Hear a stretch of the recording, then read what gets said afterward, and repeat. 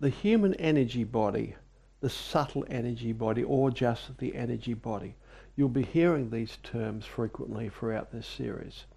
And what we are referring to is a subtle energy body that permeates your physical body and is aligned to your physical body precisely. But it is an energy copy permeating your flesh and bones, every part of you. And it is your energy body that contains the primary energy centers, that also called the chakras or psychic centers. Your energy body also contains all the conduits and connecting parts and energy organs, which make up your entire energy body, including meridians and junctions all over the skin and every part of your body, as used in traditional Chinese medicine, acupuncture, reflexology, and things like that. The major conduits, your arms and your legs, and the major chakras and the major channels through your body here. That's what we're mostly going to be working on. Now, there was something I discovered years ago I now call the body image or body image work. And this is an unusual phenomena which you will come across, as I did accidentally, if you're looking for something unusual while you're meditating and doing energy work. And a simple demonstration of this is that if you pause the video in a moment and do this, close your eyes and relax just for a moment and gaze straight ahead in a relaxed way behind your closed eyelids. And with your eyes closed, spread your arms wide and rotate your wrists. Spread your fingers wide as well and rotate your wrists like this on both sides. And while you are gazing straight ahead in a relaxed way with your eyes closed, rotate your wrists and you will notice something. You will feel this action with your body awareness senses, but you will also see something moving there. You will see a pale movement where your hands are because you're rotating your wrists with your fingers wide. Now, don't look directly at it, although it won't hurt if you take a look each side while you're doing it. Have your eyes relaxed, gazing straight ahead, and just observe these movements with your peripheral vision. And you will find as you start to observe them, it gets clearer. You'll start to make out fingers on those hands that are moving to your sides, your body awareness hands, and then become more aware of the wrists and the forearms and the arms coming up to your shoulder, and you'll find you'll start to see more and more of this. And now put your hands down and do the same thing with your feet. Put your feet out in front of you and wiggle your toes a little bit, gazing straight ahead, eyes closed. Rotate your ankles side to side, just like we did with the hands and the wrists. And be aware of movement down there, and you will see this visually. Now, while you are doing this exercise, and I suggest you do this a couple of times a day before you go to sleep at night, while you're laying there in the dark and while you're meditating, spend a couple of minutes doing this. Because what this does, you are using non-physical sight and you are gaining personal experience with clearly seeing something with your third eye, with your brow center, with your body awareness eyes.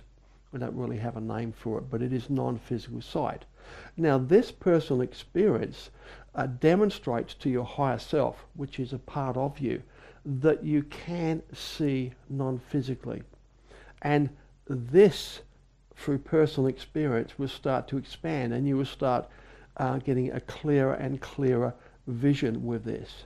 I've been doing this for many years now. When I look at my hands out to the sides, I see the color of my skin, I see the clothing I'm wearing, I see my fingernails, the hairs on the back of my hand. Every little detail of my hands I can see, and my wrists, the clothing I'm wearing, all the way up to any part of my body. Now, when you've been doing energy work, you will find, particularly stimulating your hands, you will find the view of your hands will change.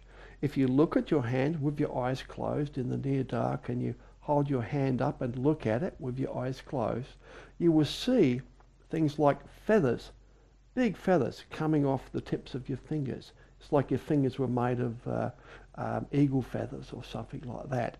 And with a little bit more stimulation, you will find a disc appears around each hand.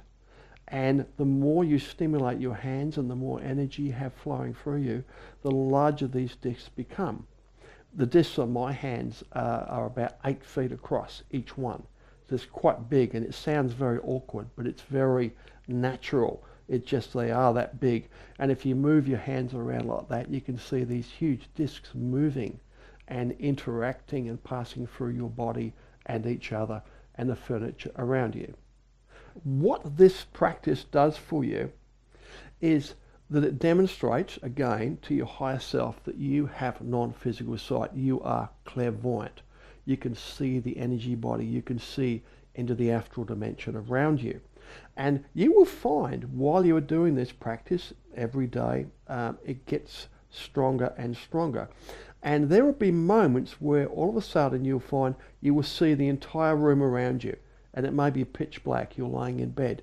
But you will, without moving, you're not using your physical eyes, you will be aware of the window frame and the curtains and the fixtures and the furniture in the room around you. And if you look at your partner, if you have somebody sleeping near you, you will find you will start to see parts of their energy bodies and chakras and other things you will see with this type of sight. But now you will find in the beginning this will flare up and you'll have a brief vision of a second or 2 seconds maximum, and then it will shut off again and you'll be back to a very basic view of the energy body and the room around you. Now what is happening here is when you start to open up your third eye and you start to see into the astral dimension around you, your higher self is a little bit nervous or shy about you gaining non-physical sight in one hit. So when it starts to manifest, you turning on the third eye, it's like this giant hand moves up inside of you and shuts it off after only a second of viewing it. And you can feel this movement. It's like in your stomach and up through your chest, you'll feel this slightly dizzy, like a falling sensation, a movement in your body awareness, which coincides with a manifestation of sight, of clairvoyance. You start to see a vision or the room around you very clearly, and then this movement occurs within you and it stops, it shuts off that sight. So what we do to encourage your higher self to allow this psychic ability, this non-physical sight, is we use affirmations. And affirmations are done if you are in an altered state and deeply relaxed, you can say them clearly in your mind. Or if you're awake enough, say them verbally. They're more powerful if you say them aloud. But do whatever fits the situation, silently or aloud. And say things like, I am clairvoyant. Statements, firm statements. I see into the astral dimension.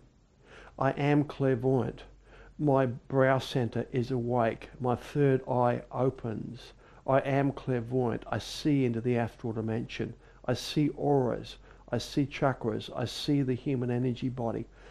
Like that. Anything visual, short, firm statements which let your higher self know that you are clairvoyant already, right now. Not that you're going to be clairvoyant or that you were, but right now you already are clairvoyant. And you're demonstrating this through personal experience by actually seeing glimpses of your hands and feet and other parts of your body on the energy level. You're actually peeking into the astral dimension on the energy level around you. Now what this does, this progressively, incrementally gets you used to, through personal experience, non-physical sight and clairvoyance, which leads you to looking into the greater reality around you, the astral dimension around you. And this is absolutely necessary, golden experience here, because raising Kundalini is to step firmly into the greater reality. I discovered the internet in the early 1990s, and I quickly started hanging out in news groups relating to astral projection, lucid dreaming and things like that. My interests. And in those days it was a text-based internet, not graphical today, and a news group is very much like a forum is today. I started answering questions on these news groups and commenting on people's issues and that. And it quickly became very clear that I knew what I was talking about. I'm a veteran astral projector at this time with thousands of astral projections under my belt. And I was helping people in answering their questions, solving their problems. So I pretty quickly started getting an enormous amount of email, 100 emails a day. And it became a full-time job keeping up with them. Now, trying to be efficient, I wrote a series of articles to answer the most commonly asked questions. It's like a FAQ, a frequently asked questions thing, but I wrote them in article style and tutorial style because a lot of the questions involved how do I do this and how do I do that. Now, that quickly became a series of articles I called the Treatise on Astral Projection. And that was 100 odd pages in 8 parts. And it was very, very popular. Now, during this process, and I had a lot of involvement with the public, I was approached by 2 men who had been blind since birth, who were astral projectors. And they were completely unrelated, from different countries even. And being blind since birth, their problem was they could not visualize at all because they do not know what visual is. So they needed something else. Now, both of these people had had many spontaneous astral projections, and they perceived the astral directly, differently, in a non-sighted way. Now, they wanted a method where they could precipitate an astral projection exit on their own, like any other astral projection exit technique.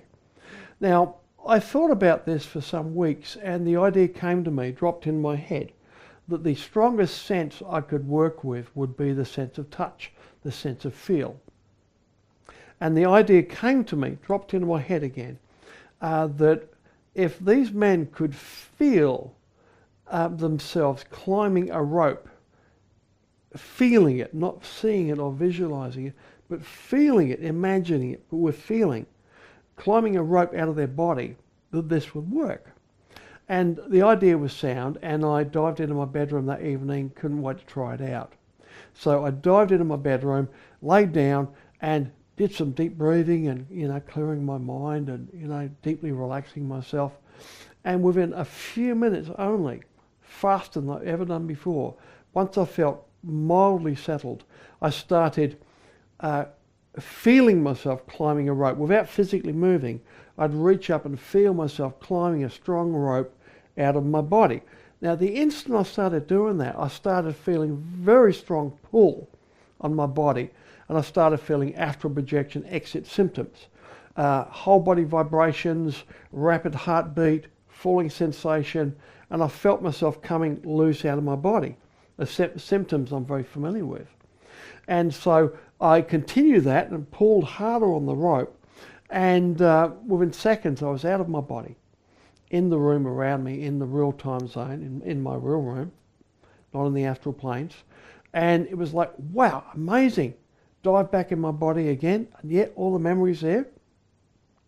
And I did it again and again and again, over and over again. In and out of my body, climbed the rope, buzzed out of my body, and I'm in the astral again. Now, it was so easy. It was the most powerful astral projection technique I've ever used, as opposed to like visualizing, feeling yourself existing several feet above yourself, floating above your body, which is a lot more difficult. Trying to perceive that new spatial coordinates is very, very difficult. Works, but it's difficult and it takes longer.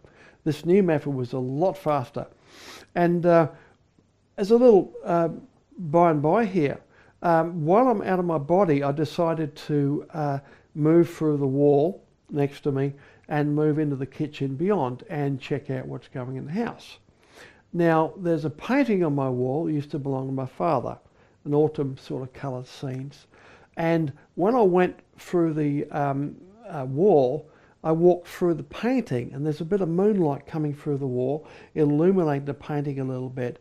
And I instantly shifted into an astral realm, which was the painting. It was generated by the painting. There was a very large, heavy-duty wooden fence and a gate beside me, and I moved through that, and there was a big barn to my left and a man and a dog standing there, and to my right there was water. I could see a large body of water there, and I backed out of that and got back in my body again, and I did it a couple of times before I realised what it was. And this is what I base my virtual reality projection method upon, which is another story. After publishing the rope astral projection method on the internet for a few months, which was very, very popular, we had a lot of feedback from that, worked well. I was meditating one evening by the fire, as I love to do for a few hours a day. And the idea just hit me, just dropped into my head again, that I logically thought, well, as we have major chakras here, we should have secondary ones. The logical place to look for them, the first place I will look, will be in the joints of the body. Now, I know the feet are very important for reflexology, for acupuncture and that. So I think, okay, the big toes I know are very important in that area. So the big toe area and the joints in the big toes should, be a good place to start. So I started working on my left big toe. Now keep in mind, I hadn't discovered body awareness tactile imaging at this time, so I kind of visualized myself down there and felt that way and best I could. I was stumbling around a bit, and I could feel the toe, and I sort of wiggled a bit and rubbed it on the floor. Then I started moving my point of body awareness, my focus point of body awareness, backwards and forwards through my toe. And I felt some very strong sensations start up. It started buzzing and prickling and feeling heavy and thick, very noticeable. And I thought, wow, what's happening here?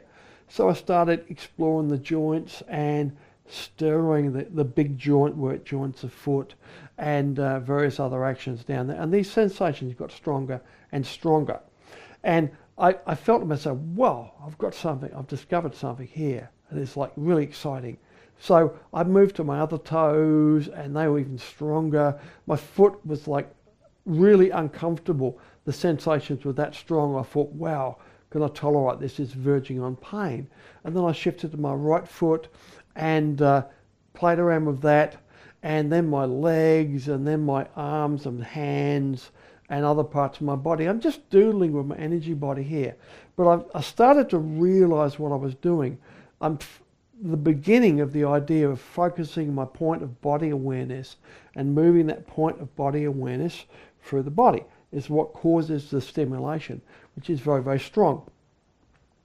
Now, after a couple of hours of doing this, I went into my office, which is also my bedroom, sat in my recliner, and I'm sitting there thinking about this because I was really excited. I knew I'd discovered something big. I mean, I'd never found or read about or known about any energy work method that was so effective and so strong. And it just blew me away, and I'm thinking, wow, have I discovered something? Is this really important? But the evidence was irrefutable. This was huge. And while I'm thinking about this, and I've got a lamp beside me which I could read by, there was a flash of light and like a feeling of concussion, like someone's dropped something heavy on the floor beside me. And a man appeared in my room, very, very clearly, illuminated beautifully. Full-size man, a dark-skinned man in a large orange robe, a thick-set man. He had a full-size orange robe going to the floor and a big afro hairstyle, and he's dark-skinned. And I couldn't hear his actual words, but I could feel his mind. And, it was very unmistakable what he meant and what he was saying. And what he said was, he took a step towards me and he says, now you've got it, what are you going to do with it, Robert? And I'm going, in denial in my head here, no. In the back of my mind, it's no, years of work, developing this system into a usable energy work system. And I thought, I'm busy enough as it is now. He said, come on, Robert, now you've got it. What are you going to do with it? And I thought, okay, I'll do it. And he smiled and he looked at me and says, yeah. And then he vanished. And I had no idea who this man was, but it was really exciting. I'm used to phenomena and spirits, so it didn't startle me. It's quite a normal thing for me to see spirits. And so the next morning, over tea and toast with my mother, I'm telling her about what happened. And she said, oh, after I described the man, she said, I think I might know. What are you talking about? I said, what? Now, my mother had hundreds and hundreds of books, and she tipped out a few boxes, and she busily rummaging through her piles of books, and she found this little book, and it had a full colour picture on the front there, held it up to me. Is that him? And I said, that's the man who was in my room last night. She said, that's Sathya Sai Baba, a famous Indian mystic guru type person. And I said, wow, what's he doing in my bedroom?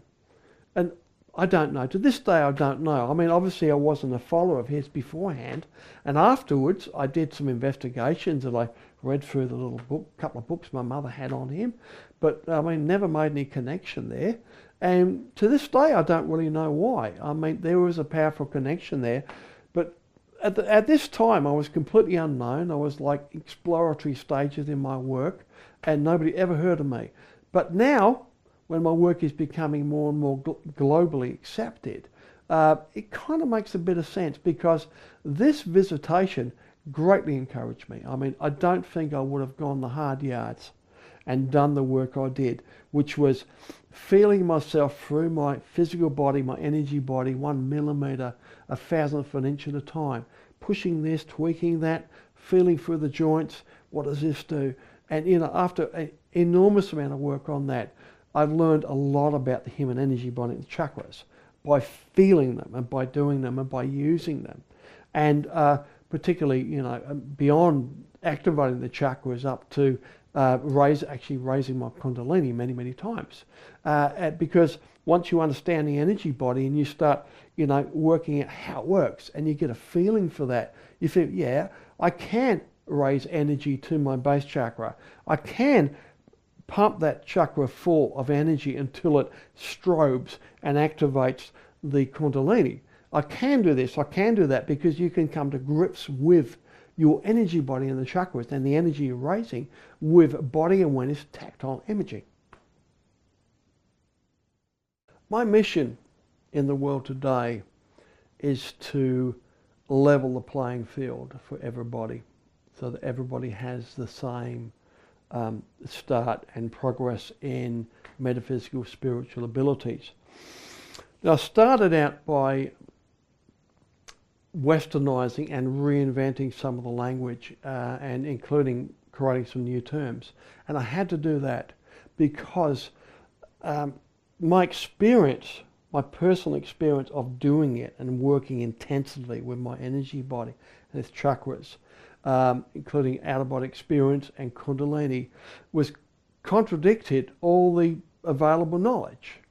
It's like all the things I was doing I shouldn't be able to do. Now, years later, I teach this now. I have lots of classes. I've taught thousands of people. I've written many books on this subject there, and the feedback I'm getting is the same as I'm getting from myself. This is approachable. I can manipulate my energy body. I can stimulate my chakras. I can raise energy. I can work on these abilities. And, clairvoyance, out-of-body experience, and even raising Kundalini. Now, my experience with Kundalini, for example, is completely, radically different from anything you'll find in any book anywhere. And I'm thinking to myself, well, I'm actually doing this. Now, the books are either right and I'm wrong, or I'm right and the books are wrong.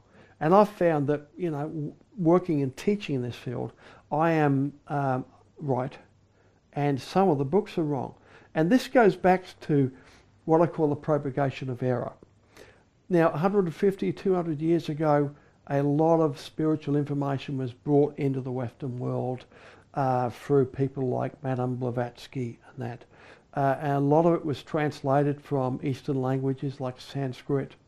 And one particular point here is when you translate a lot of these ancient Eastern mystical texts, the only word that we have in the Western language to approach what this probably means, body awareness, tactile imaging, what I teach, the only word we have to even come close to that is visualization.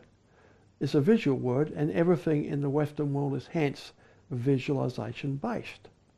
Now, 75% of people cannot visualize properly. They do not see anything when they imagine something. Therefore, they feel they can't keep up with the exercises. Now, you'll find the teachers generally in the spiritual field, they do have some mind's eye vision ability. When they visualize a pink pyramid, they see a pink three-sided pyramid. Their students, 3/4 of those students don't see that because they're not visual. They can imagine it, but they don't see it. And because sighted terms are used a lot, I see this and I saw that, they feel like they can't keep up and they can't go along with the class. And they generally don't tell anybody. But the truth is, visualization is imagination. It is fantasy. The smallest child can they can imagine and fantasize perfectly, down to every hair on a person's head, and colours and scents and shapes and textures and tastes. Perfect imagination and fantasy. They may not see anything visually. Most people don't, but they can imagine them perfectly and fantasize perfectly. But most teachers today do have some kind of visual mind's eye ability, and therefore they just expect their students to have the same level of ability. And I've asked thousands of students these questions here, and the students, you have to ask them individually in private, because in a school, in a class setting there, not many people put their hands up because they don't want to appear to be defective or whatever it is. I don't see anything. If I'm defective, I can't keep up with it, because the teacher and a couple of other people do see things. Now, here's where the level the playing field here. When you understand this, that visualization is imagination, is fantasy, and when body awareness techniques come in and you start feeling your way through your body, raising energy, activating your chakras there, visual things are just a thing of the past, because this is far more powerful than visualization. Now again, my mission here is to level the playing field so that everybody can keep up with their exercise regardless of what tradition you use, whether you're doing Kundalini yoga, Qigong, Tai Chi, pranic healing, whatever you're doing. Realize that you don't have to see things. You can feel them, you can imagine them perfectly without visually seeing them. The visuals will come with the energy work. So my mission here is to counter 150 years of propagation of error, where a lot of books have gone astray with the wrong techniques, and applying my techniques to these traditions, whatever they are. If you apply my methods, you apply my energy work methods, tactile imaging, for example, body awareness work. If you are taking up, for example, Qigong or Tai Chi, normally if you practice these things and you practice them for an hour a day for a year, that's 365 hours, you will find that you will start to feel serious energy practicing those techniques. You spend 1 hour learning my system, and then you go to your first class in Qigong, and you will find you will feel major energy in your first class, and your instructors won't be able to work out why you're feeling it so quickly, because you've learned the missing link, which is body awareness, tactile imaging. So my mission here is to break this propagation of error, to get back to basics here, to get back to what works, and to allow people to approach metaphysics and spirituality with a lot more confidence and with much more effective and efficient methods. Visualization is not a visual ability. The problem with visualization, as it is commonly taught in the Western spiritual world, is that it is taught as a visual skill. People expect when they're doing visualizations that they have to actually see what they're visualizing in their mind's eye, behind their closed eyelids. Now, the problem with this is that for 95% of people, visualization is not a visual ability. This problem with visualization started many decades ago with spiritual authors and spiritual teachers having mind's eye vision ability, so that when they visualize something, they actually see something behind their closed eyes in their mind's eye, in their third eye. And teaching this way, expecting, assuming that all of their students have this same ability. But the fact is that 95% of students do not have visual mind's eye ability. And therefore, when the teachings are given, the visualizations are given in cited terms, using words like I saw this and I see this, and people think they're expected to see something, they often feel defective, they feel they can't keep up, and it causes them a lot of problems, and it delays significantly their spiritual development. But the end of the story is visualization is not a mind's eye vision ability for 95% of people. Visualization is pure fantasy, pure imagination. Any child or adult of any age can fantasize or imagine perfectly.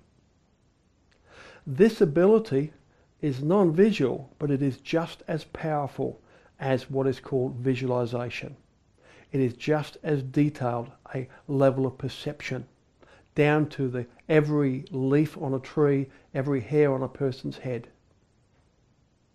And with this ability, once you understand its power, non-visual imagination and non-visual fantasy, you can keep up with any spiritual exercise involving visualization. Visualization is imagination. Body awareness is my description for your inner sense of spatial coordination, spatial location of the parts of your body, which is quite accurate. For example, you know where every part of your body is at any one time. You know where every toe is, every finger is, every body part. For example, you can close your eyes and take your right index finger and reliably touch it to the tip of your nose. You could also reliably touch your left thumb. No matter where it is, you move your thumb up here, you know where it is in space. You have an inner sense of where your body parts are. Now, this inner sense is the foundation for my system for moving energy and for stimulating the human energy body.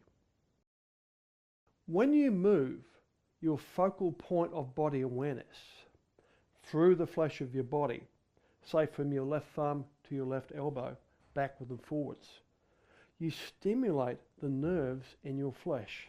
Then that causes a lot of bioelectrical activity there. Now, beneath the surface of your flesh, this action also stimulates your energy body.